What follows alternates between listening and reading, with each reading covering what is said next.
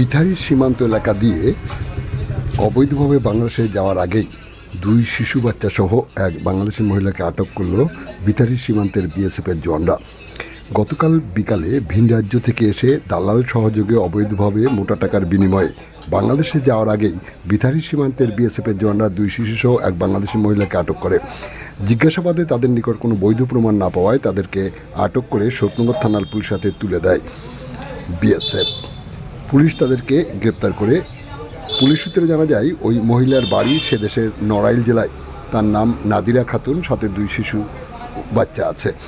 অন্যদিকে পুলিশের হেফাজতে থাকা অভিযুক্তকে একই সাথে আজ সকালে বসিরহাট মহকুমা আদালতে পাঠায় স্বরূপনগর থানার পুলিশ। আপনারা দেখছেন সেই বিশেষ মুহূর্তের ধারণকৃত ভিডিও চিত্র আজকের স্বরূপনগরের ক্যামেরায়। আমাদের সাথে থাকুন আর পরবর্তী আপডেট পেতে চ্যানেলটি সাবস্ক্রাইব করে সাথে থাকুন।